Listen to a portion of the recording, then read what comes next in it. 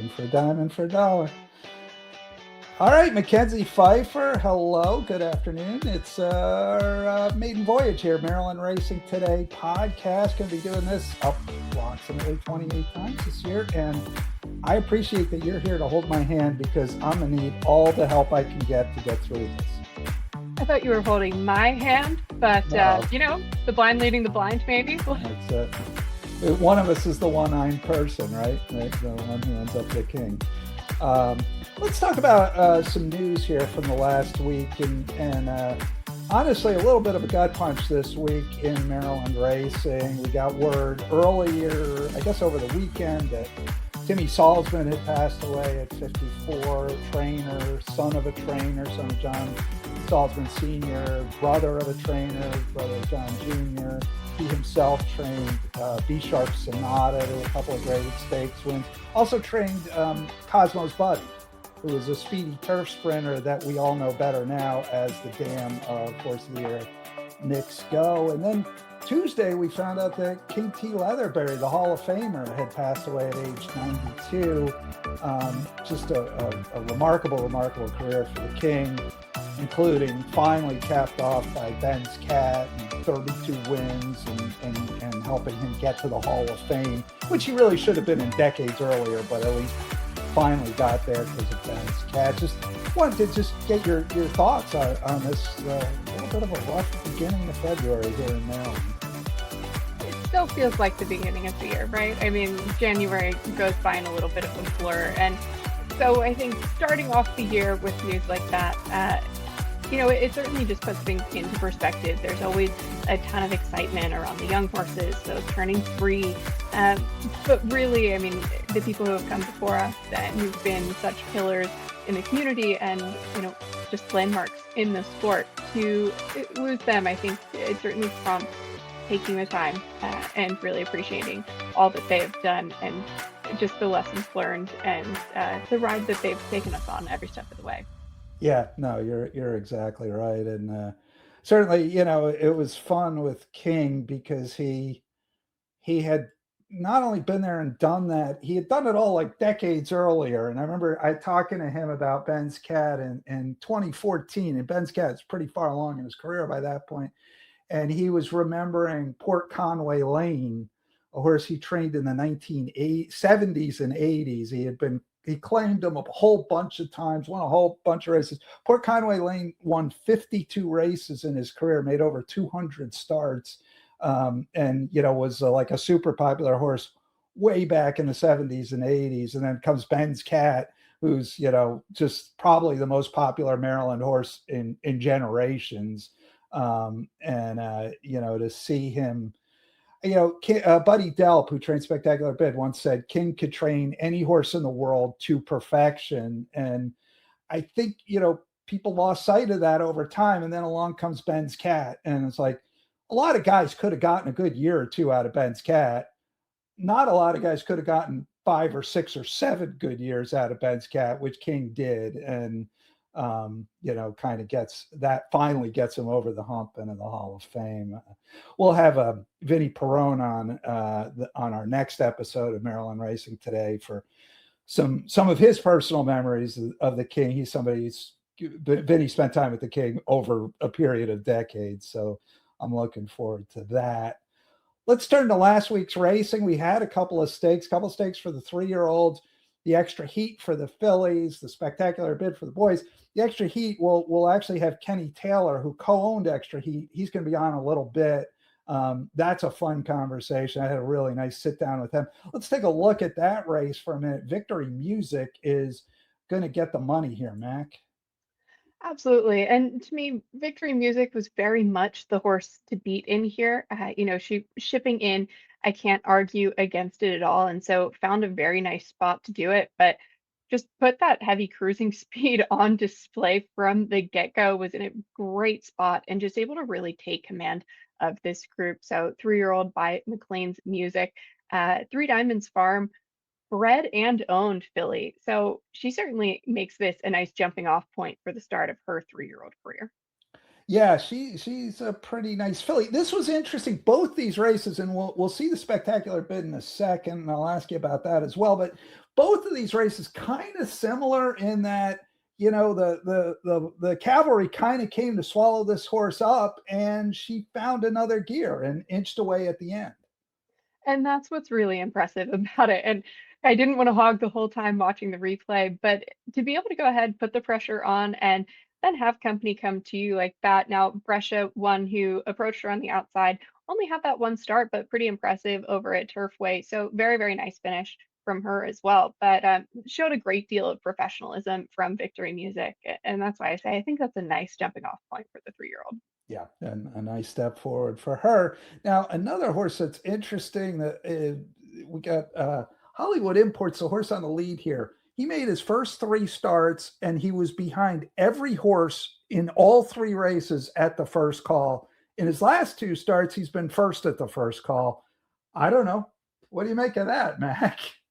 So I kind of thought it was interesting if you watch the start, as soon as he made it to the front end, that was kind of where I said, well, the game might be over here. I was suspect and I needed to see him sort of repeat that performance. But I think Gary Capuano said it afterwards where he is just gutsy. I mean, once he's out there, he just keeps on trying. So that's really nice to see from a horse like this. And as you mentioned, we see pretty similar performances where he has to go ahead and fight back after doing some hard work and very willing to go ahead and do so. So can't take anything away from him there. He looks like he even keeps improving, which is not something you see from a horse who's maybe confronted in that position and has to dig in to get to the wire.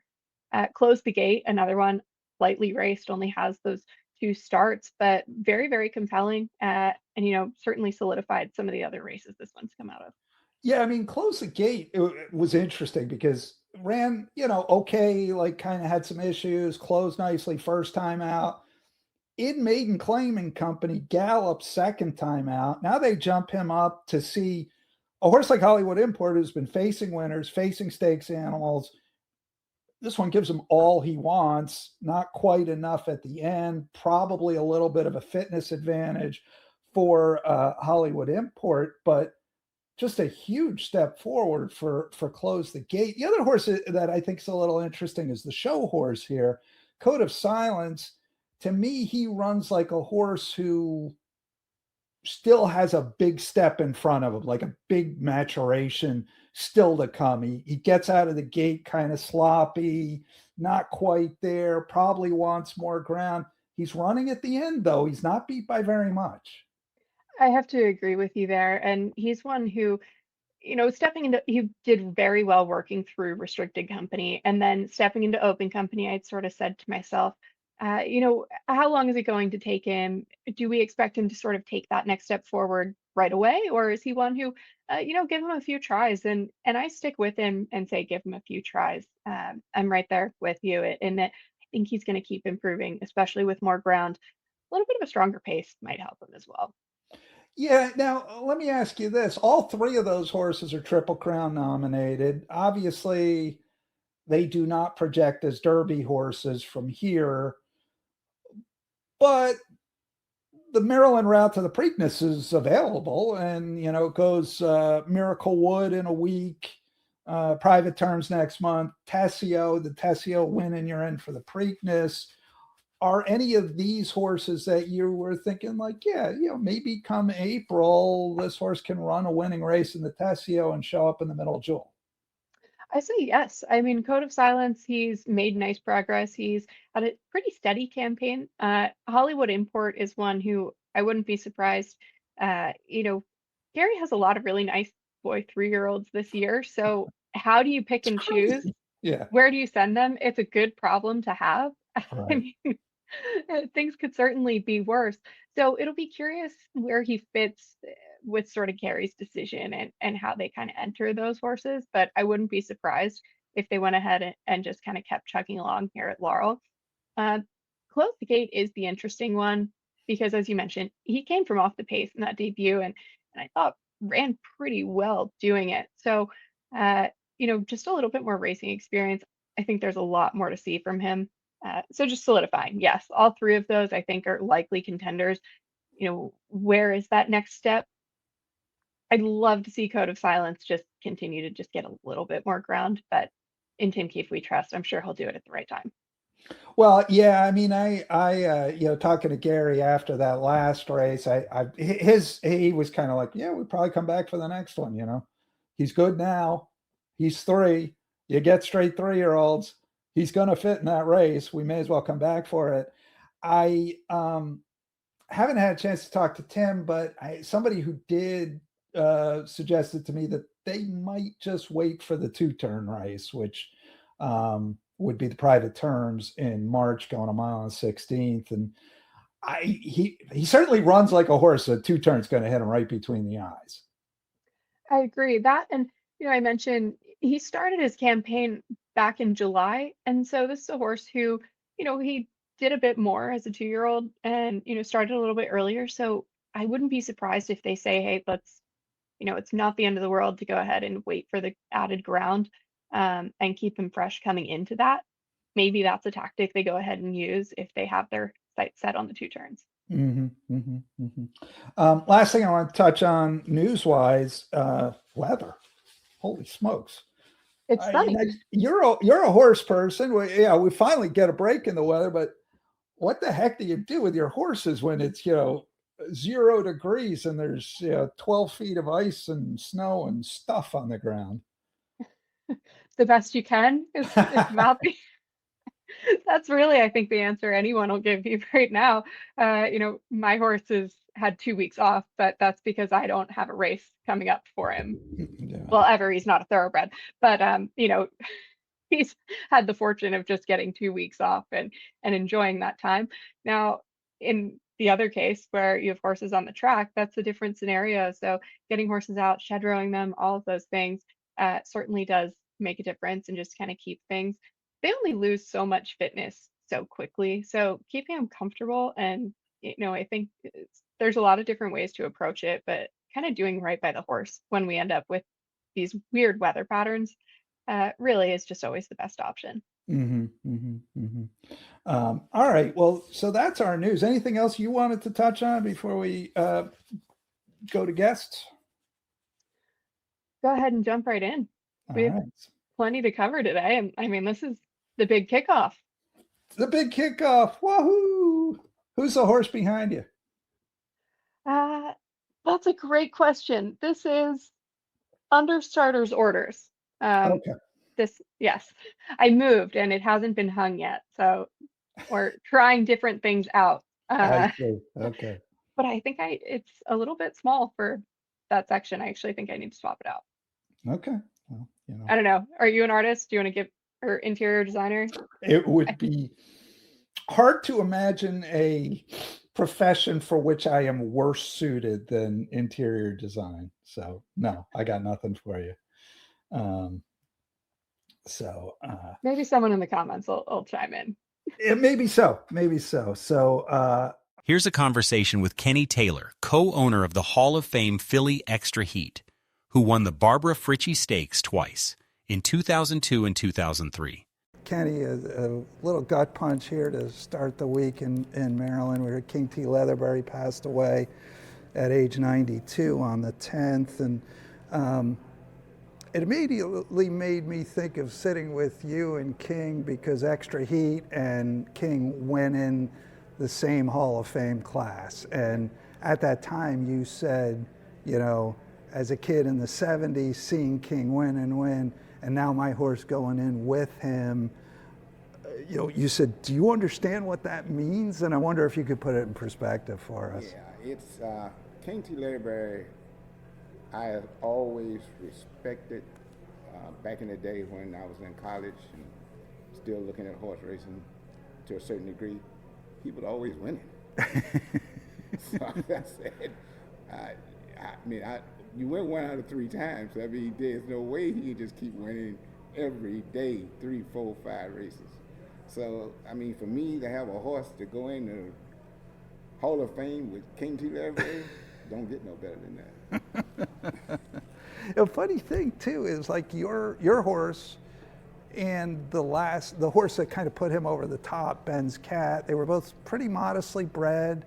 I mean, yours was a cheap pickup at an auction. His was a homebred, and they both debuted in Maiden Claiming Company. That is correct. At what point did you say, like, man, we got away with one with it when we did that? To be honest with you, the day that the sale was coming up, about 2 or 3 days, and a friend of mine, Harry Deichman, which passed away now, I told him, give me $5,000, I'm going to the sale with John. So I really had no expectations about nothing. So John is 100% the reason why the horse got picked. Now, back in those days, you could give him back if you something was wrong with it. But we didn't have time to give her back. So he put her on the van. Uh-huh. And when we started with her, we ran in a maiden claiming race. Supposedly, Scott Lake was supposed to claim her, but he didn't make it to the box. He went to get something. I don't know what he went to get, but he didn't claim her. I think it was Scott Lake. I could be wrong. But somebody did. And when she ran for the maiden 25, I just thought she was a regular horse.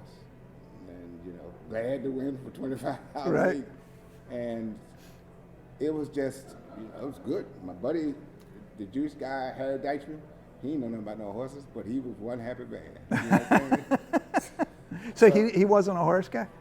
He never bought a horse in his life. He never even been to a race. Well, he might have been to a race. He never even seen a horse race. I just walked by and told him to give me, that's how he got her.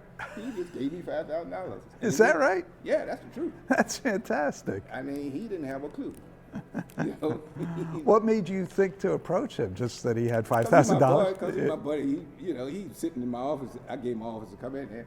And he got the money. He was a city controller for years. Uh-huh. So I said, give me $5,000 and I'm going to the sale. And we put up $1,300 and something a piece. I didn't even have to burn up the whole $5,000. So supposedly she had a OD, I don't know if I'm saying it right. OCD lesions, yeah. So she had the lesion, and people were talking about she'll never run, and I don't want to name the person that wanted to buy her and decided not to buy her because she had an ODC lesion, and so much for that. Didn't seem to slow her down much. So after that, nothing but stakes, right? She ran only stakes races. She ran only state races, that's correct. Today, they got these girl races. She could have ran the Breeders' Cup girls. She had to run against the boys. Yeah. Okay. And she finished second. I thought she was going to, she just got beat by Jerry Bailey at the wire. Yeah. Yeah. So running against the girls, they didn't want no part of her. Yeah. Well, there just wasn't that, like now there's all these grade 1 sprints for fillies and whatever. That just didn't exist back then, did it? That's right. We went to Keelan, had to run against the boys, beat Day Trader. Uh-huh. We had to run against the boys that went to Breeders' Cup, had to run against the boys. Yeah. So, but when she was something. What I went back and watched that Breeders' Cup the year she ran second, and watching that race, you feel like if there's a horse like kind of to her outside as they turn for home, and you feel like if he can hold position, he's got Squirtle Squirt trapped in there, and you win. But he drifts out a little bit, Squirtle Squirt comes between and gets you. Yeah. I mean, she just got beat by a better horse at that time. But ain't no girl gonna beat her. Yeah. Like the Breeders' Cups. The Breeders' Cup girls, Right. no chance. Right. But, you know, she ran second. That's wonderful. Right. In the Breeders' Cup against the boys, it was cold that day at Belmont. They got no heat. Uh-huh. But I didn't really, I mean, all my friends say I'm not a horse guy. I don't really, I'll make wages, but I got my sheets, the coat neck sheets, and they all argue about trainers and this, and she and her numbers were like off the charts. Is that right? She always ran good. I remember one day John Sullivan, pound for pound, money for money, dollar for dollar, is the best guy to find a horse, buy a horse, or train a horse. He is just a beast with that. Because we won 212 races, me and him. Wow. All that time together. That's a lot of races. Okay, so it ain't like And you were fishing in the shallow, and you weren't buying big money horses. No. You were buying. We never bought any, you know. Now you're right, because we didn't have that kind of money anyway. Right. But we were winning, and John Salson was. I talked to him yesterday. He was pound for pound. If he would have had the money that we had, he would have been so much outstanding best in the world. Yeah. It wouldn't have been funny. That's how good he is. He's so technical. One day we were out here, me and him, early in the morning, watching Xtra Heat work. Xtra Heat worked in 109 and some change, going 6 furlongs. I said, what? That's moving. No, I'm talking about 109 for going 5 furlongs. Oh, going 5/8. Oh, never mind. And he said, I'm gonna work on it tomorrow because there's something else. So you just, but she was sometime, you know. She got beat, and of course, and she just was. Everybody talk about her like she was, and she earned everything she got. And John Salter was just babying her with that. We had this ODC Legion. I said, I don't even know what that is. I still don't know what it is. It's something that doesn't affect her. He wanted to buy her from Kentucky, and he saw the ODC Legion, and he decided not to buy it. Was that early in her career? Yeah. Real early. I think it was 200, 300,000 we wanted. Uh-huh. Well, we got 2.5. We got 1.5 million. It's a lot different than 300,000. Yeah, for sure. And she earned 2.5 million. It was a 2.5. Yep. Yeah, there it is. Yep. Wow. So I mean, and my buddy that's passed away now. Hell, he was something. We named the horse after him. Irene ran out here and won. Oh yeah. Yeah, him and his wife named Irene. He was something. He was having a ball. Did he become a horse guy after that, or no? Never. He see her. He never bought it. We never bought it. Well, we bought Irene together. Uh huh. But he never was into that stuff. He was into her though. Yeah. How could you not be? Everywhere she went, he was there. Yeah, you guys went to the you went to the Breeders' Cup juvenile fillies Right. with We got her. left at the gate, and she was going to mount a 16.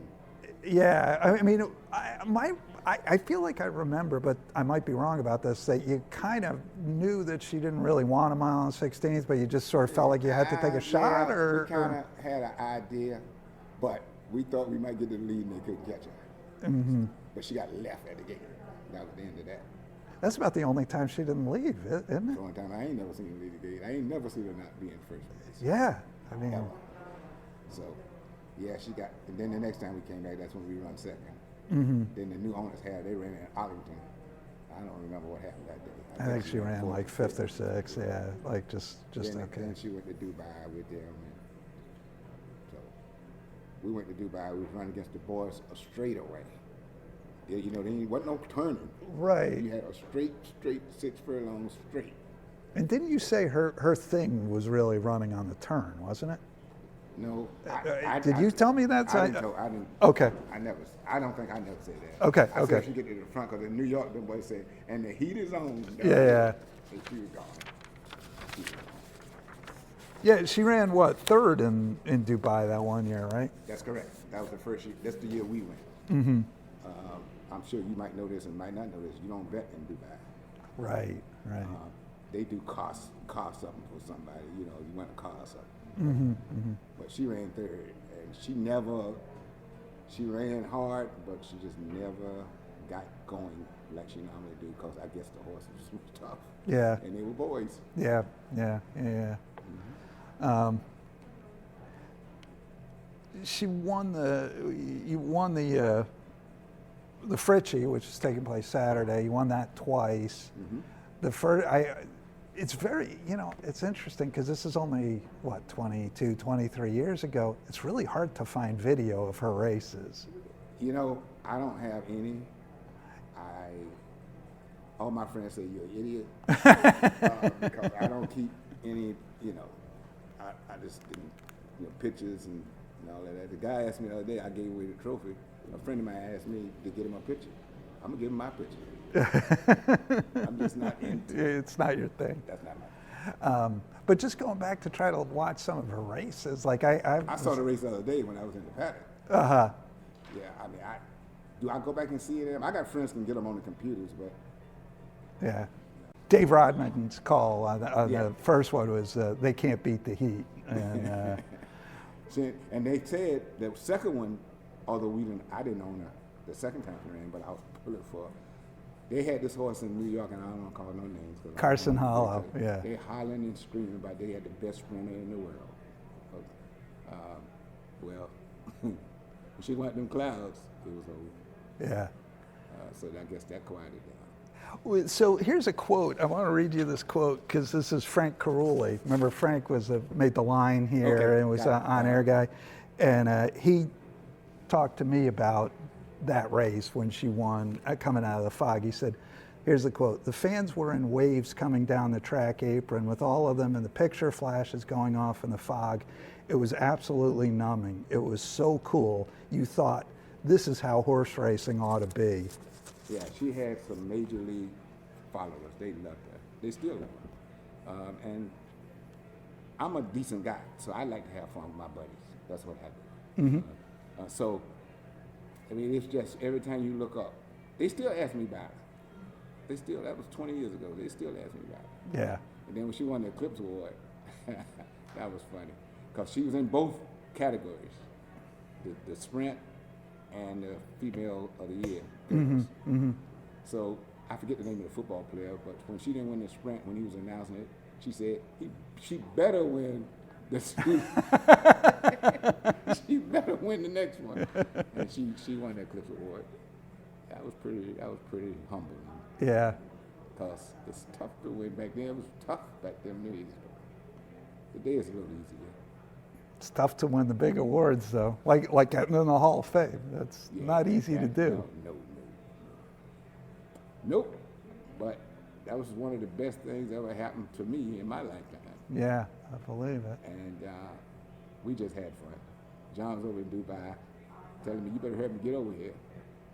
And they know I don't like flying. So I'll fly for her if she was here, but I don't fly for nothing. You did go to Dubai then? Yeah, but I go to Dubai for her. Yeah. I ain't interested in flying. I drive everywhere. I'm from Florida, Ocala, Florida. Okay. So, I drive down there. My father was sick for a while. We used to drive down there once a month.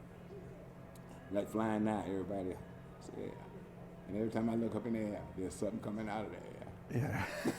Yeah. So I just let them handle that. Yeah. I'll drive. So how did you handle the flight? Did you knock yourself out and just sleep the whole way? Or? No, I just didn't like it. Okay. I could handle it. But I You don't just like didn't enjoy it. Okay. No. Okay. What was it when you got the call that she was going in the Hall of Fame? The first thing I thought about was Wayne Lucas, because he always had horses going to the Hall of Fame, I think. And I just said, ain't that something? I'm going to the Hall of Fame with the big boys. She deserved to go. Oh, for sure. So, that was something. But like I said, I don't get so excited about stuff like that. It's not. People try to, people are funny about horse racing. They think, a lot of people think they're above, that's the big thing, and they win, and they want to this, that, and the other. Everybody want to win, okay? But you don't have to, be so high when you win. You got to enjoy it, right? I mean, it's fun. It's true, but, she was a beast. But the best thing about her was all the people that loved her. All my people they loved her. Oh, I know. One of my, you might know, you may remember, she used to take a lot of pictures of her, Lori Aseo. She worked with me. Oh, yeah, I remember her. Yeah, Lori, she psychotically loved that horse. And she's got actually a great picture. It's the only one I have of Xtra Heat coming out of the fog in that Carson Hollow race. That was something. They was talking. Yeah, she can't handle this. Yeah, okay. That was funny. And I didn't even own it, but it was so good. Yeah. I think it was Ricky Dutrow trained that horse. Yeah. I think his quote was, "Everybody else is running for second money." And Yeah, okay. And they just, the announcers just loved that. The one in New York was crazy. He just said, and the heat is on. And then the gentleman here, me and him were friends. He loved it too. Yeah. Everybody loved that. Yeah. No, now, so you, after Xtra Heat, you owned a bunch of horses. After that, did you feel like you were chasing something, or you just enjoyed it and wanted to keep doing it? We were just trying to make money, me and John. Yeah. Yeah, that's all. Yeah, that's what my friend said. You are sad. You don't care about nothing really of any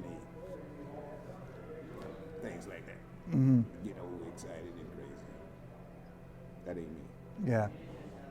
So you just enjoyed it. You figured maybe I could make some money on it. I like John. John picked them horses, and them horses run and win and win and win, and we lose too. But he was the best, pound for the money he was working with. There's nobody. I don't care what they say. John Salt was as good as they get to see for picking horses. I can tell you that right now. It ain't even close. So, what's the difference then between the trainers we know and the guys that don't get the big name? Is it just the right owners, the money? Money got a lot to do with it, but money can always buy a decent horse at some point. Mm-hmm. I mean, but if you look pound for pound, if John Sullivan would have had that kind of money, he got horses winning now. The horse, I mean, his son trained him, but for this guy, I mean, they win. He winning now. He kept on winning. He's just a little older now, and he can't do the day-to-day thing. Sure. You know, but he goes. I talked to him yesterday, so I know that everybody gonna say, yeah, because you predators or whatever, that's your best friend, one of your best friends in the world, and da. That's true, but he's the best trainer that you can find for picking horses. I don't care who they are. Anybody who could take $5,000 and turn it into a Hall of Famer is okay, right? I think that's pretty good. Yeah, I'd say that's right. What did he say to you, like when he picked out Xtra Heat? He always stands in the same place when he buy a horse. Okay. He stands in the back where the horses walk through. Okay, this is a Timonium? It's Timonium. Yep. And he sits right there every time we go buy horses. So I don't have a clue. I still don't have a clue. I still don't know what OBC is. I ain't never seen it. I don't know what they're talking about. So you would be there with him, and he would look at them, and he just eliminate horses. Most of them buy. So I just stand there and wait. Mm-hmm. So, but he just had a specialty for picking horses. I mean, he was for the money he had to deal with. You know what I mean? Yeah. So was it all physical? He wasn't really looking at pedigree. He was just saying. Saying what? Was it all physical, like all how the horse looked, as opposed to pedigree? Yeah, absolutely. He cared about. He would tell you what's wrong. The time they walk around you, you'll know what was wrong. Mm-hmm. The question is, do we want to live with what's wrong, or do we want to? Sure. Yeah. You know, pedigree. I ain't never seen him say that. I mean, sure, you would like to have horses bred at the, but that didn't ever make no difference to us. Right. Because normally we never purchase those kind of horses. So in the mid-level, away we were purchasing to the lower level, he could know what he could live with from a physical point of view, and if he could live with it. But now, you know, you can go in there and you can look at the X-rays, but you can't get them back no more. You look at the X-rays, you better know what you get. Sure. Yeah. You know, so and one time we bought this horse, and this horse, something was wrong with her. I said, John, we can't get this horse back. They ain't gonna let you get this horse back. You're not gonna be able to get this horse back. And he said, watch me. And he gave it back. I was all nervous, you know, scared. And I thought, because it didn't, I mean, he gave her back. it's a little like I claimed horses for a while. It's nerve-wracking. Like the first couple times you do it, it's like your money's out the door. His Like, thing oh wasn't claiming. God. His thing was buying 2-year-olds. Yeah. Babies. Yeah. 1-year-old, 2-year-olds. Right. That's what his thing was. He didn't claim that many horses. Right. In fact, I don't think we ever claimed a horse. Is that right? We might have, but I don't remember. It was all the 2-year-old sale in May. Right. That And was Xtra Heat got to the races like 3 weeks later, didn't she? I don't know the exact time, but it was It soon. was very quick, I believe. Actually, I got her past performance. It was June 30th. Yep. So that was maybe. A month later, 6 weeks. Yep. And she didn't care about nothing. And they always laugh at me because they think I'm scared of animals. One time we won, I was walking the horse in the winning circle, got tangled up. They said, "Get away." John then took the horse away from me and everything. I ain't bothered one since. So. And one time a horse got loose in the stall and everybody was looking where I was closed up in the stall, out the way. Nothing to see here. Not me. Forget about me. I'm not getting out. I'm a little scared of animals. Yeah. Especially I remember horses. years ago, I had a horse run at Pimlico, and I had my nephew who was 10 maybe with me. And you know the paddock at Pimlico, how Yeah. tight it is, Yeah. and Yep. and the horses are going around, and I had my arm like around him, and I could feel his heart was going like bang, bang, bang, bang, bang, bang. You know, he was trying to be cool about it, but he was freaking I out. was scared of horses. Yeah. Because I didn't want to. I heard somebody get kicked, and that's one of them. And I heard the bone crack. I said, "Man, I don't know about that." It was tough. Yeah. They would get around them horses and just take care of them, and it was just something I was not crazy about. I'd rather bet on them, watch rather the past, look at the past run performances. And standing there when I'm always probably down further away from him when we take the picture. Yeah. Call it a day. The win photo's still the win photo, and the money still spends the same, right? She was something. Yeah, you said you're looking at maybe getting back in, maybe buying another horse. Yeah, I got a friend of mine that want a horse. So I'm thinking about it. Yeah. Was John Jr.? Yes. That ain't nothing to talk about. You know I'm going to John Jr. Yeah, I figured. And who could blame you with the success you guys had? And Timmy was timid now. Timmy was racing. I love Timmy. But anyway, like I said, I don't want to talk about that because I know that he wants somebody to do it. Yeah. No. I was sorry for your loss and the family's loss. It's It was tough a time. humongous loss. Yeah. Tell you that. He would sit down in that corner and I'd come out there and that's my man. We call each other. That's a class A 3 people right there, 3 trainers, I can tell you that. And they know what they've done. Yeah. Yeah, there Juniors know what he's done. So, have been Salzman's training around here for a long time. yeah. A long time, so. Well, all right, is it going to be the same silks? Going to be the red silks again? Same red and blue, I guess. So if you can find them. You know, I never bought no. We found them in the floor over in John's office. Seriously? Yeah, I'm not. One thing I'm not is a liar. You can ask anybody that. So we picked them up off the ground. We got them off the ground. them blue, red, white. They come off the ground, in the office. Yeah. They were sitting on the floor. I never had no special silks design and all that. We picked them. That's fantastic. That's exactly what happened. Now, do you still have the silks that you got off the floor? And if not, I don't have a clue where they are. then you just better hope somebody's got I red don't silks have- on I the don't floor have- now.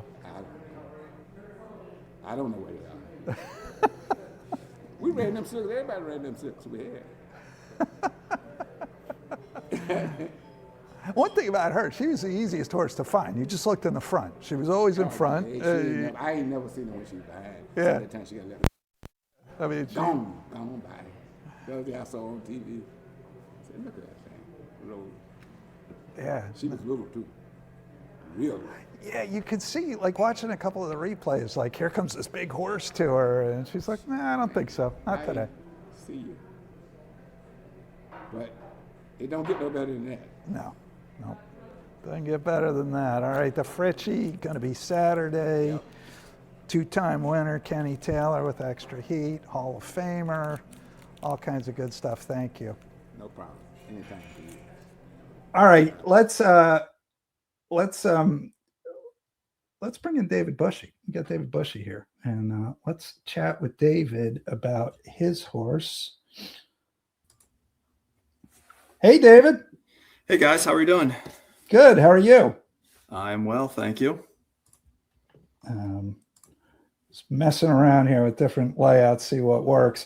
All right, David Bushey joining us here. David is Bush Racing Stables. They've got Point Dume in the General George, and looking forward to that. And geez, David, this is yet another good claim for Bush Racing Stables. Every year or two, I think we talk about some horse that you claimed that you're doing well with, that you're bringing into a stake, and now it's Point Dume. Yeah, I hope it's every year that we're having this kind of a conversation, but I know the reality of claiming racehorses, and if you can get a couple in your lifetime, it's certainly incredible. And yeah, we've just been blessed with a couple really good ones, so we're excited about this weekend. We don't just have Point Dume; we actually have Dr. Abbey in one of the 100,000 stakes as well. So it could be a busy and productive afternoon, eh? We got our fingers crossed. We hope so. Where would the General George rate? Would that be that'd be one of the top races you've won, I would think. Yeah, well, it would have to be. In 2022, we had Kaylasaurus, a name who you might be familiar with, who ran through. At that point, there was some sort of a racing series. I think it was Mid-Atlantic Racing Series or something that was happening. She ran in the Barbara Fritchie at the time. It was graded, and a little disappointed. She had a 4th place finish, a little bit of a troubled trip, and just couldn't get up, but came with a full speed of run. So yeah, I think winning this race would probably be at the very top of our list in terms of races that we've ever won. Mac, what do you think? Is he going to win?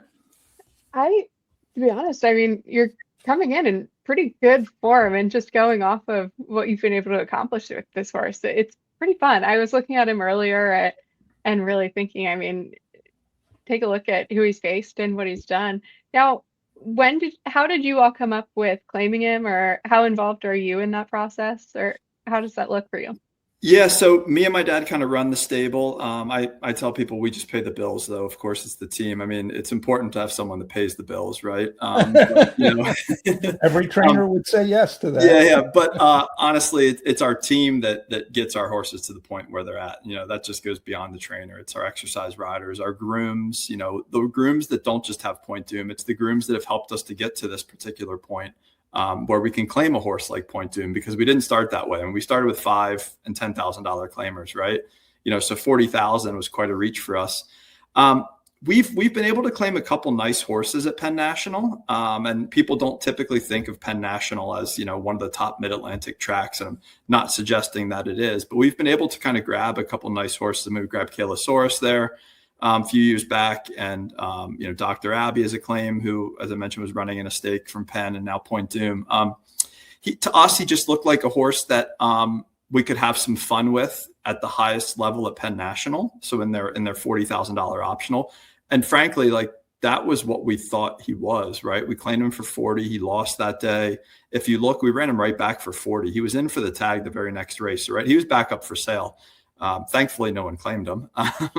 But I think he ran a 2nd or 3rd that day. And he was just a horse who just kept getting better for us. And, you claim horses like this, and they get in a new barn, they get in a different program, and he just kept getting better for us. And, it's one of those things, Mackenzie, is he was a $500,000 yearling purchase, right? So he was intended to be really good, right?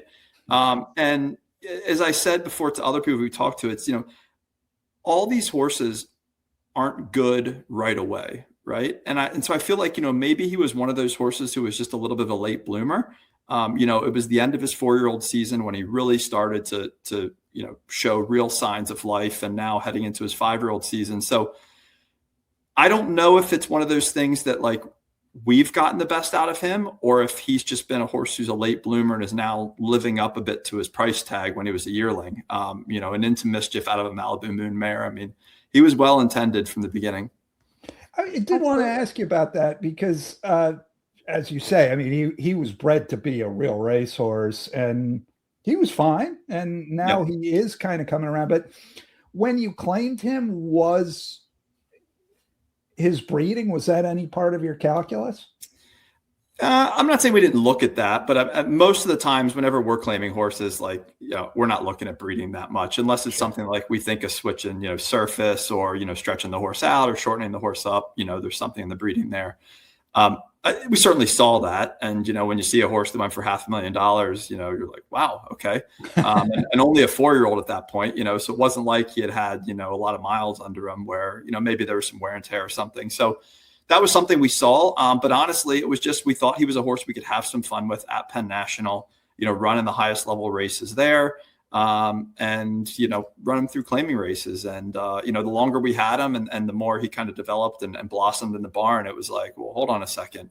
I don't know if this is a horse that we want to get rid of. And the real test was honestly that $100,000 handicap race at Delaware Park. I mean, Tim and I were going back and forth that day about, or a day or two ahead of time, whether or not we even run in the race. Like, do we fit? Is it a race we should even run in? I believe now he had stretched out a couple of times before that. We claimed him when he was running long. So, it was like, does he fit? He was running against some really nice horses in there. I believe Cadet Corp ran second or third to him in there. So, it was one of those things where we almost didn't even run him in that race. And had we not, I don't even know if we'd be in this spot today because, we might have not known what he really was. Now, it's so funny. Sorry. So, and you are thinking about scratching that day. You end up winning, and then you come back over at Parks and you followed it up and win a stake going away with it. Yeah, exactly. And so I can remember, texting Tim the day prior and going, look, I don't even know if we fit. Maybe we just scratch the spot and we go somewhere else. And he's like, no, I like the race. Let's run in it. We're running. And so we win that race. And all of a sudden we're thinking, gosh, we really have something here. And I see you're showing the replay right now, the race at Parks. And, he had beaten a nice group here as well. I believe Cadet Corp was back in here. Adara is a nice horse. So there were a couple of really nice horses here. And he's just a super fun horse because, his dad had said in the interview after his win last time out, he's just a fighter. And they're just really fun horses to have where, they just don't give up. And I think that, as we talked about, kind of epitomizes, dad's fight at the moment right now. And, he's just a super cool horse to have in the barn. Yeah, I mean, and it's interesting. You point out, he was 11-1 at Delaware. He was 5-1 in this race at Parks. Even at the race he just won last month at Laurel, he was just about 7-2. He was the favorite, but there were a couple of them who were all about the same. Yeah. So it seems like the betting public hasn't quite caught up to him yet. Yeah, and the race at Laurel was a bit of a setup for this spot in the General George. So, we decided we had run him in some of the longer races, and he had done quite well. But depending on the distance, he seemed to just get a little bit leg weary once in a while. On occasion, we were tag teamed a little bit in some races. So we thought this horse was a really good sprinter if you look in the early part of his career. And we thought, let's cut him back to the 6.5 and let's just see how he does. And I wasn't sure how the race would shape up. I mean, he got the lead, but to be honest with you, I didn't expect him to coming off of those longer races. So, we were having conversations around whether or not he would be stalking or, what our intentions were here when they broke out of the gate. But, Angel put him right on the lead and, horses pulled up to him and, he just found an extra gear and dug in and was able to hold off, I think Patinga's twins there late and a couple of others who were coming on him. So, yeah, it was kind of the test, 6.5. I think 7 furlongs probably hits him right between the eyes, given the fact that he can go 2 turns. We know that. We know that he's got sprint speed to get the lead in this kind of a spot. And 7-8 should be a perfect distance for him. He was dead game here. This was another one where he had plenty of opportunity to pack it in if he wanted to. Yeah, for sure. And you see it in all of the replays too, where company comes to him and he kind of just puts his head down and keeps working away. So really, you have to respect that in a horse. And it's fun. You go, the Chris Pringle Call Me Fast, a horse who's entered going long on Saturday as well. So, I mean, pretty heavy hitters he's been up against every time, and honest as can be. Yeah, and that was the group, that was the horse who had beat him at Parks a couple of starts back. I think it was Call Me Fast, right? Going 2 turns. Yeah, it's funny. Like you can see, it's almost like he's a horse that knows where the wire is. I pick up when I watch that race, that horse kind of heads him. He starts stretching his neck out. Like he knows the wire's coming soon, right? He's like snaking his neck out. Like, I'm not letting you get by me. So yeah, he's just those are just super cool horses to have in the barn, and the will to win is just incredible. They know it. And they're just really fun horses to have in the barn. Yeah, no, they are. I when I used to own horses, like those older horses that they know what their job is, they do the job, they're not acting out, not acting stupid, and they try hard. It's like, this is everything I want out of a horse. You may or may not be the most talented, but you're giving me what you can. Right, and he looks like a horse who's worth who they paid $500,000 for. He's just a big boned. I mean, he's just, he's put together, right? And, so you can see why at one point when he was particularly young, I mean, he certainly didn't look like that then. But you can see why someone would have paid the kind of money that they did for a horse like him, because, to the eye, he's put together and he looks like $500,000. How do you play this race? Are you going to go? I'm going to leave that up to the jockey. Honestly, I know that's what everyone says, but he knows this horse really well. He has ridden this horse long. He's ridden this horse short now. He knows the horse well. The race does have some speed inside. I think Blue Kingdom's probably going to send from inside. So, we'll just have to play the break and see where we're at. I would expect we're obviously going to be close up. I don't think, anyone would be surprised by that. But we'll see. I know he worked the other day, I think in 34 and change, going 3 furlongs. So he's certainly ready to go in the spot. That certainly points in the right direction. Now, this is a family affair, right? So what is your earliest memory of sort of getting hooked on the game? Yeah, it's funny you say that. If I said, well, and I'm going to say, that I grew up at the racetrack, my mom would probably roll her eyes. That wasn't the case, but my dad was someone who was a real fan of horse racing, going way back, and I was the firstborn. I've a brother and a sister, and so early on, my dad to go to the racetrack, I would go with him, and so my earliest memories, were in the old grandstand at Penn National, watching horses run and seeing the horses and the family days that they have there, wearing the jockey outfit and getting on the back of the pony when they would, they used to do that kind of stuff. And that was really for me, and it's really been one of those things that, what me and my dad connect on. Obviously growing up, I played sports and he coached me in sports and, but once all of that ends, horse racing has just kind of been our thing. And I tell people all the time, until you've actually owned a horse, I mean, you can bet on a horse and you get that thrill and excitement. You feel it when the horse turns for home, but owning a horse, it's incredible, right? Well, it's a $5,000 claim, or it's a stakes race.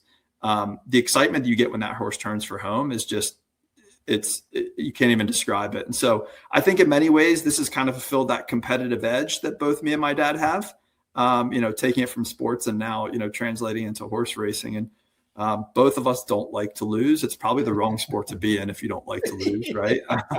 Because winning at 20% is doing really well, right? Which means you lose it 8 out of 10 times. But yeah, it's just been a fun way for him and I to connect and over the years. I want to talk about your dad for a second. Let me play a clip. This is last month. Point Dume came to Laurel and won the overnight handicap, and here's what he had to say afterward. Well, this horse has been unbelievable. I mean, we claimed a horse and won some stake races. We went down to Kentucky, ran him in the claiming crown, and he ran good. He just didn't have the finish, but he's been one of those horses you just love to have. He puts everything forth. I mean, he doesn't give up. That's one thing that's important with this horse, and that's like me. I'm not giving up either. Well, we thought we'd throw him in here, see how he runs 6.5. There's a 7 furlong race coming up, so probably be back in the van headed down. Which it turns out to be the case. But talk about what's going on with your father and why this horse has been so important. Yeah, I think, Dad's diagnosis going on about 2 years now with pancreatic cancer was totally unexpected for us. I mean, it doesn't run in the family, and, not that that matters, right? But it was just totally unexpected for us. And so I think, what this really does, and conversations that I've had, even when the Claiming Crown, they were asking me, and I said, it puts in perspective, kind of everything, right? Is that, you never know when it's your last day. Just because you are diagnosed with something like this, and at this point, stage 4, and, it's not something you get cured from, it doesn't mean you need to give up. And I think, Dad's done a really good job with that. He stayed active. He's not at the barn as much as what he once was. But in some ways, it's put into perspective that, horse racing also isn't everything. And there'd be times too, when he wouldn't want to miss a race. And so he'd go out and maybe miss something that he maybe should have been at instead. And so, this has really put things in perspective for him. That family comes first, that it matters, but, to enjoy life, to be passionate about the things you're passionate about. And we used to get so worked up and so angry when we wouldn't win races, right? And I mentioned about that competitive edge, and that's changed a lot now for us. Not to say that we're not competitive, right? That's not the case. We always want to win. But, you don't worry so much about the seconds and thirds, right? Because he had the opportunity to be there, and we had the opportunity to enjoy it together. So, I think that's what this has done for us. Mm-hmm. Mm-hmm. It's so important, I had my own cancer thing 5 or 6 years ago, and was fortunate to come out the other side of it. And big believer that, attitude is an important component. And like you're saying, having things that matter to you, that you can put in the proper perspective, but that you can commit to as a thing that's important to you. It really, I think, has tremendous curative powers, or, if not curative, assistive powers. Yeah, for sure. And I know, a race like this, he's doing everything in his power right now to make sure that he's ready to go for Saturday, right? Having had chemo and everything, it's something that he's looking forward to. And it's, something that's on the calendar that, I got to keep myself active. I got to get better every single day because it does wipe you out. And I got to make sure that, I'm there on Saturday. And I'm rooting on Point Dume, and I'm rooting on Dr. Abbey. And so, yeah, it's really important to him. And in many ways, as he even mentioned, this horse has kind of epitomized his fight a little bit, in terms of the way that he runs, and the heart that he shows, and the will to win that he has. So, yeah. Yeah, good stuff. Really good stuff. Having something to look forward to like that, really, as you were saying, just sort of getting through the treatments, getting through the low parts and the hard parts of that.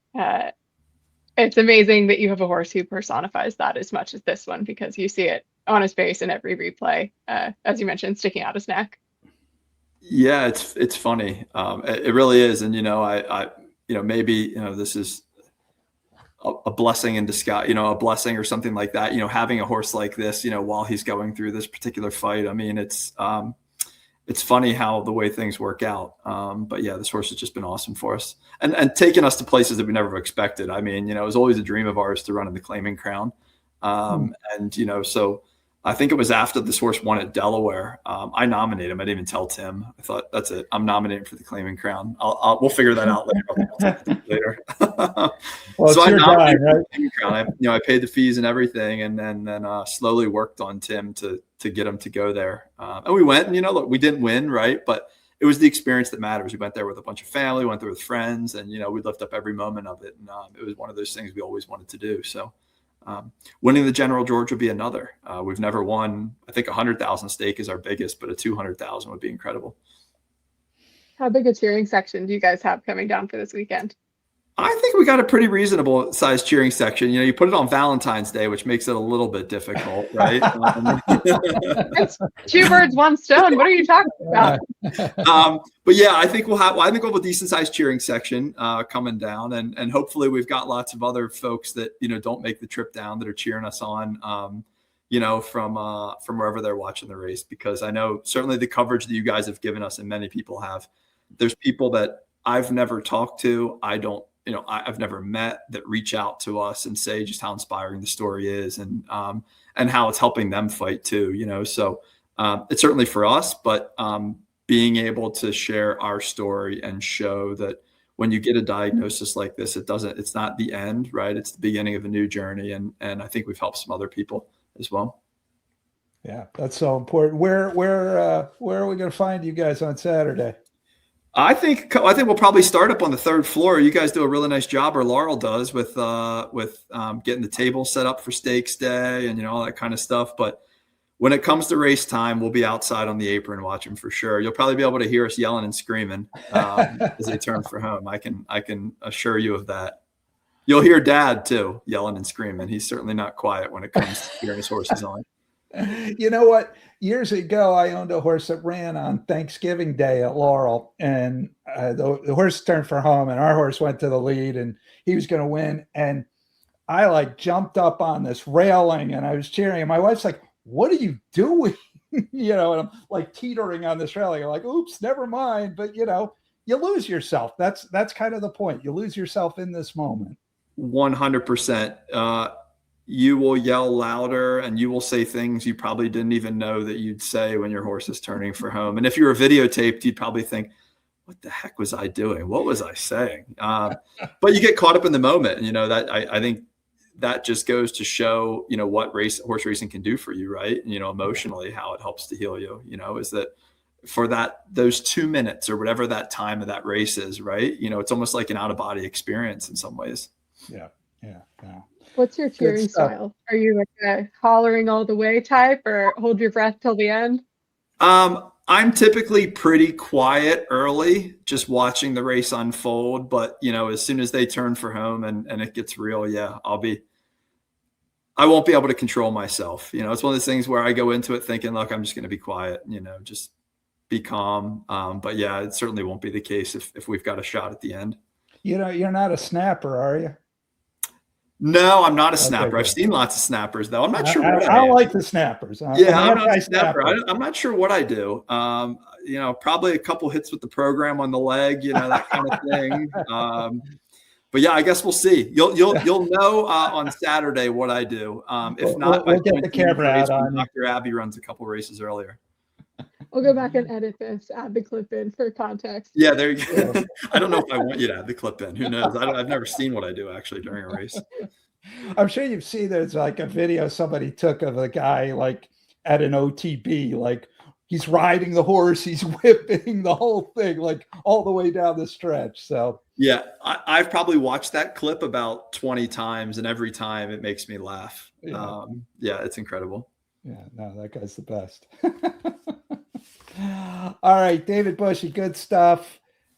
If you don't have a bet in on the General George, you got a rooting interest here on Point Dume. It's a great story. It's a terrific horse, and we look forward to seeing him hopefully run his race, and maybe that'll be good enough. I hope so. Fingers crossed. Thank you, guys. Appreciate all you do for racing as well. All right. Thanks very much. Wow, Mac, what do you think about that? I think I want to know how he cheers.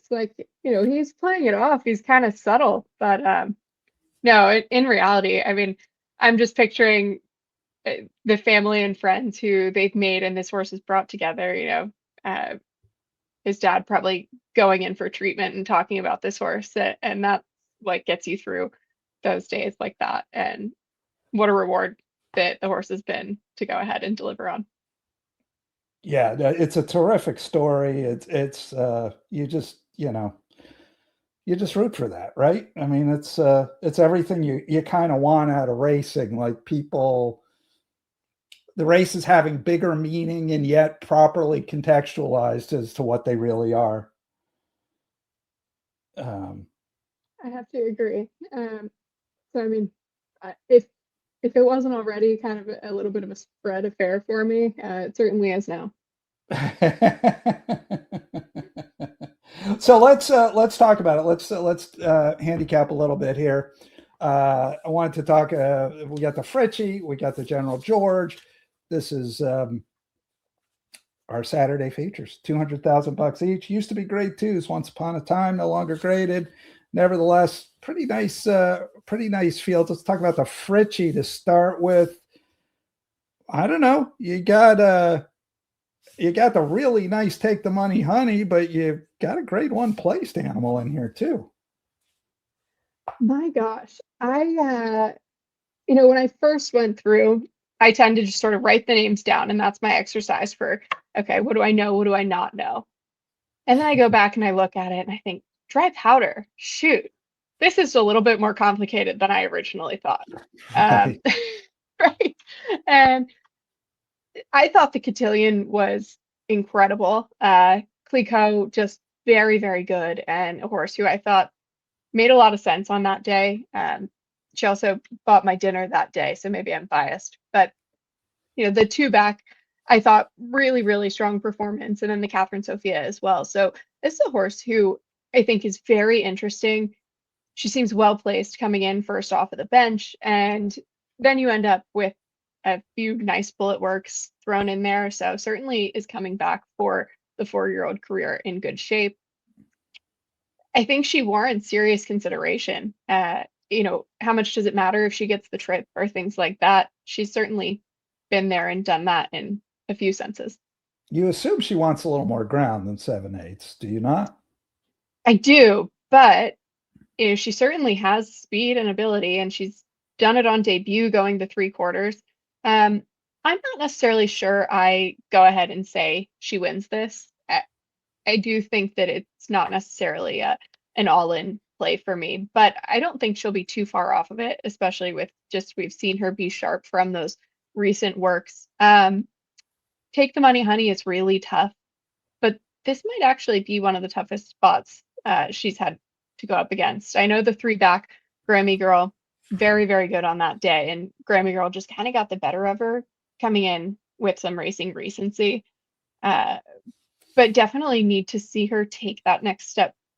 Is there a next step forward? I mean, she's 6 for 8 lifetime, so I'm not sure that's the right phrase to use here. But no, but this is a test for her. This is a better group than I think it's a better group. I mean, I think Dry Powder certainly, and Hold Your Breath. I mean, these are a couple of pretty nice horses here, maybe a little bit better than what she's been seeing in some of these state bred spots or these 100,000 spots. She needs to run a very good race. I agree. And I have no question that she's going to. That's the one thing you really appreciate about the connections and her is they've done a fantastic job with her campaigns, and she always comes in razor sharp form. So, I think I singled her the last 2 times maybe, and I wonder a little bit, do I single her here? I'm not really sure I do, because it's just a lot of new faces. Passage East has yet to really try this level. She lands outside. She's going to have the setup, and I don't think she'll be coming from too far off of it. She's another one who needs to just keep improving, but I feel like we've been seeing that in some of the recent starts, especially. Yeah, I mean, you talked with Hugh McMahon about this horse, Passage East, won the handicap, overnight handicap last month. What are you hearing? How's she coming in? Are they happy with where they are? That was the impression I had. Felt like she hadn't missed a beat training wise, and really, I fell in love with her. She's one of the sweetest, talented fillies. I mean, I say that about a lot of horses, but she really just, I mean, is a big girl. She has a lot of presence, and he said it best in just describing how honest she was. And if she goes out there and she runs the race that she did last time, hard to deny that she has a chance. I will say, Hold Your Breath is one I was very excited for last time out.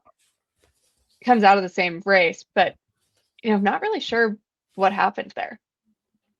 Yeah, it just kind of got cooked on the front and completely stopped. But it seems like a good sign that the service barn, I mean, they know what they're doing and they're coming back with her. So it seems like they're inclined to just, okay, not our day, but we're okay to come back and do it again. So that seems like a positive. Yeah.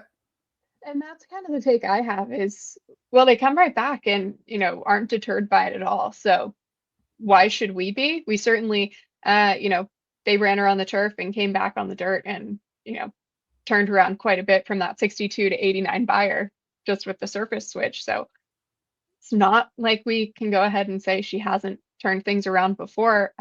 I think that 2-back and 3-back, those efforts were very impressive to me. Yeah, no. So where do you land? So, okay, this is impressive. That's impressive. Where do you land? Who's on the ticket? That's the question, right? I mean, and I really think those are the 4 that I go ahead and use. I like backstretch Rose a bit, but I think that it is going to go ahead and kind of run between those 4. They have the ability to kind of get themselves into the right position. I think you either single take the money honey or you go ahead and use a few and hope that you can catch a little bit of a price on the day. Mm-hmm. Okay. How about you? You're the expert. I just work here. Yeah, I mean, I don't know. I got to spend a little more time with it. I'm curious. I mean, the pace might be a little bit lively, and then so who benefits from that? Passage East is a horse who benefits from that. Because I don't know. Again, I feel like Dry Powder. She's the class of the field. But she hasn't raced since the Breeders' Cup. She probably wants to go farther. This is not the big goal for the season, clearly, for a horse like that. I'm not inclined to take her on top for those reasons. She's going to get bet, and she deserves to get bet, I think. I mean, I don't know, maybe she won't, but I assume she will. Obviously, Hold Your Breath, lots of early speed there. Backstretch Rose, probably not good enough. Take the Money Honey is good enough, going to be part of the pace.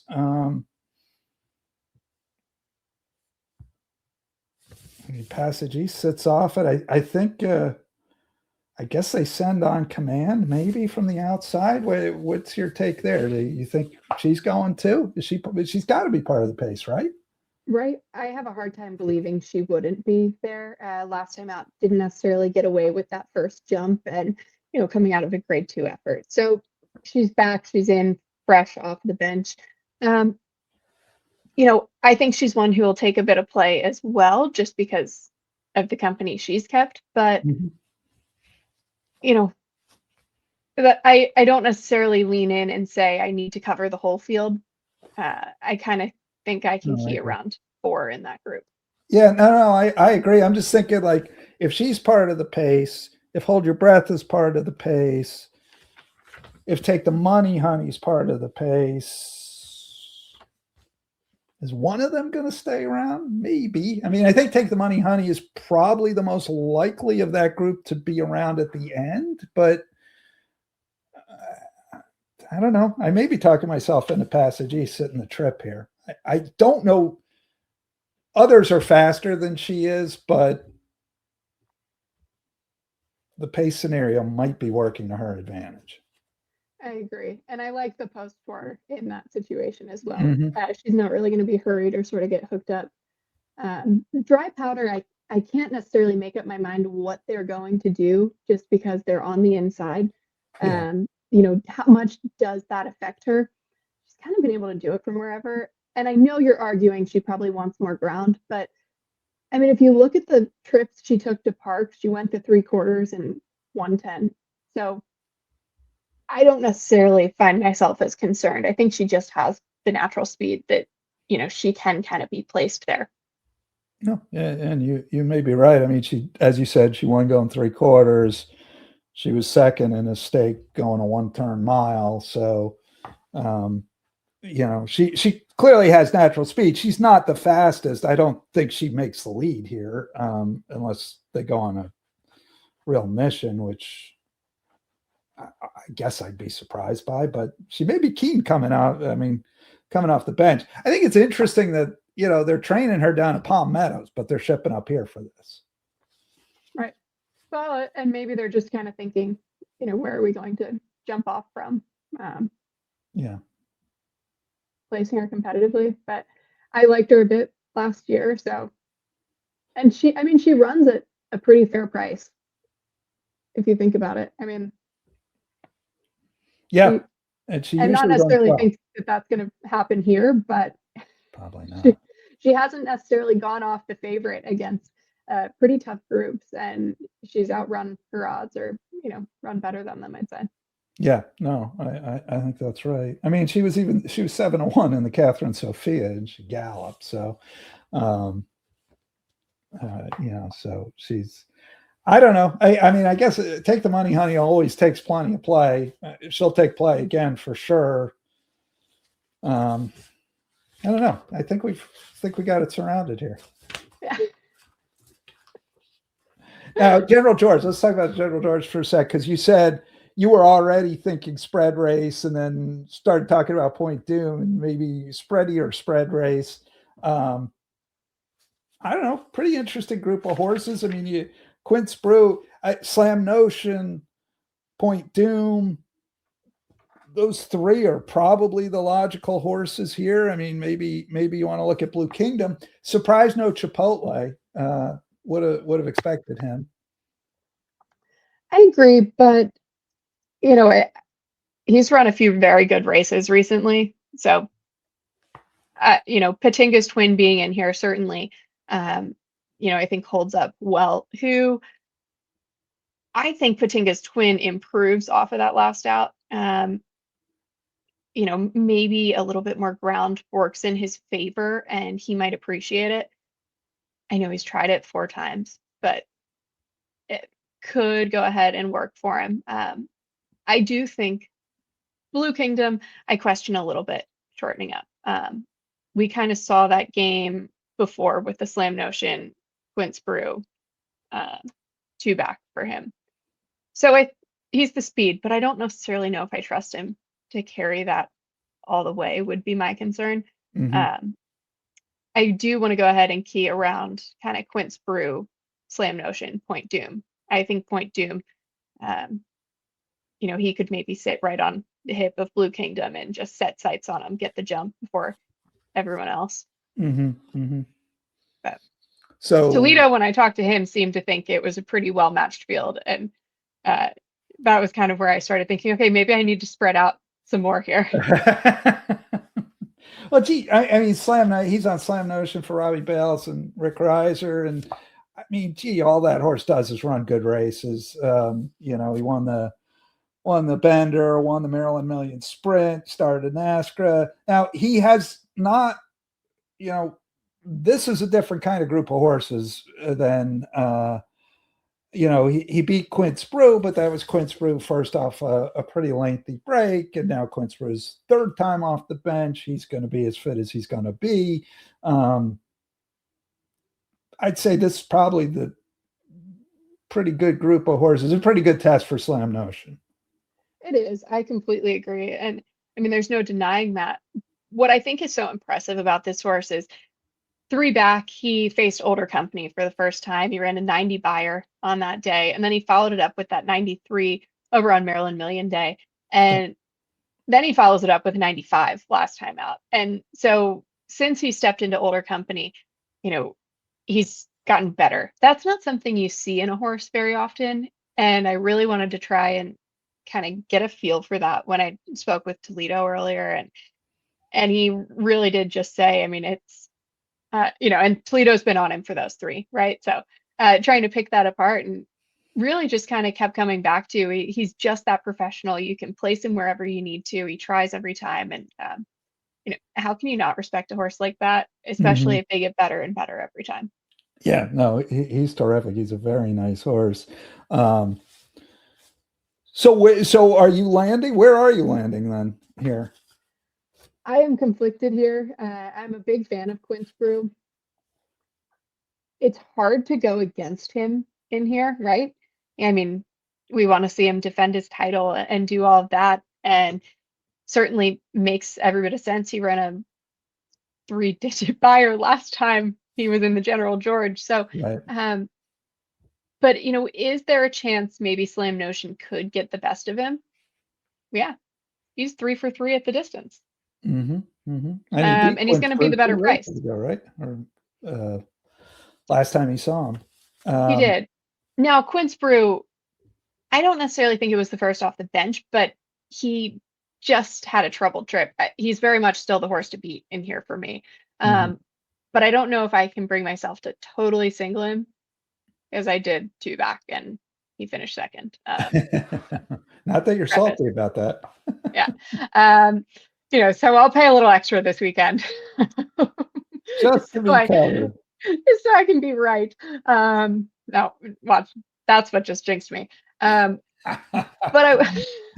you're your own black cat, right? But I do think he had a troubled trip in there. He was very, very good, but just kind of missed the jump. He was caught in between. He couldn't get into the right spot. Hazelwood did a great job last time out, but going the mile, and it's still a little bit of a question. So those are the two who I just have to go ahead and use. Point Dume is going to be hard to knock off the front end, though, and that's where I say we'll see how the full ticket shapes up, but he might be standing too. Yeah, I mean, I do like one thing you like about Point Dume. He won that. We showed this clip earlier, the Bellezzi Appreciation Mile, going 2 turns at Parks. And then he comes back, shortens up on the front end, going 6.5, and wins there. So he's a horse he's dead fit. Clearly, he's very fast. I don't think he has to be in front, but if he is in front, he makes it hard to get by. And so kind of a lot of positives for that horse coming into the spot.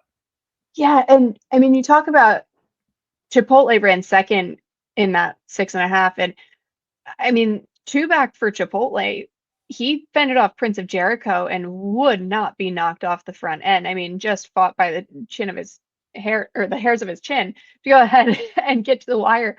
So, very, very game sprinters. I mean, he had every reason to go ahead and pack it in, but just keeps finding more.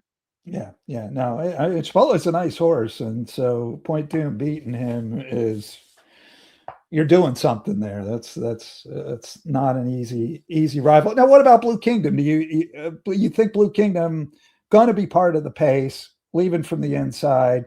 Not a ton of choices there. You think he's just probably going to get worn out by horses pressing him? I do. I mean, I think we kind of saw that last time out where he was able to get a little bit comfortable early. He didn't necessarily, but then a similar setup. Where does he end up finishing? Is it second or is it fifth? That's where I really can't tell. So but I have a hard time imagining, for the sake of a pick 5, that I have to keep him in there for that. That's where I do think he's going to be worn down to some extent. Okay. Interesting. And last thing I want to ask you is, you mentioned Patinga's Twin. You said you think he's the one who maybe takes a nice step forward off the last race. Why is that? Outer post, got caught wide last time. I just wonder if landing inside might help him out a little bit. He's going to have a horse that goes in front of him, and I just kind of like the way that trip could set up for him. Okay. There's still a chance he gets caught wide and has to make some big move. But, if Blue Kingdom goes, Patinga's Twin is sitting right there cozy on the rail and, just has to find the right timing to go ahead and get clear. Yeah. Hazelwood jumps ship on that one. He lands on Quince Brew. Sheldon Russell takes over. So you're not concerned about your jockey. You're getting a top jockey. I don't feel like I'm settling. And Sheldon Russell, no, clearly, although it tells you something if Hazelwood is choosing the other horse. He's landing where I think most handicappers are landing as well, which is Quince Brew is probably a better horse than Patinga's Twin, all things being equal. Who would you choose if you had a double call? I'd choose Quince Brew, of course. I mean, he's the one who won this race by 5 lengths with a 101 buyer last year. Patinga's Twin's a nice horse, but it's not that difficult. Not that difficult a choice, not even for me. Although I don't think anybody wants me riding their horse in this race. You know, unless we're like walking and trotting, I could do that a little, but you know, beyond that, we'll be doing some pony rides. Exactly. Did I ever tell you about my time on Ted the Retired Thoroughbred? Uh-oh. Yeah. Well, Ted was an ornery old soul. I'll tell you sometime. But anyway, that did was you the stay end. On, or did you find your way to the ground? No, I stayed on. We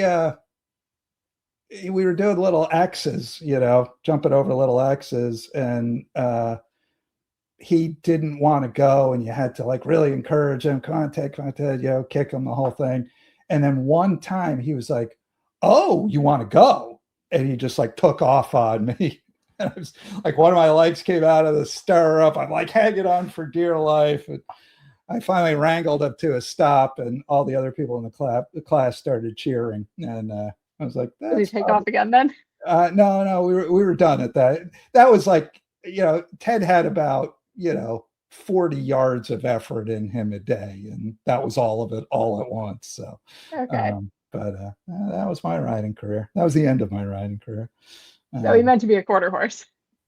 Apparently, he was just like an ornery old thoroughbred that they're like, nobody rides him. They put me on him, like, oh, he gets along with you. You get to ride him every day. I'm like, what did I do? Anyway, that's a long time ago. Old Ted.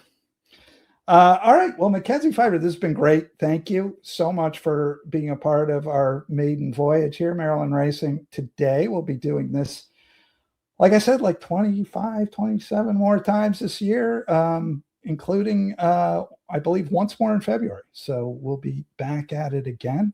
Thanks so much. Good luck this weekend. Thank you, Frank. Good luck. And hopefully we'll be playing along and get to meet someone going to the Breeders' Cup betting challenge. Cool beans.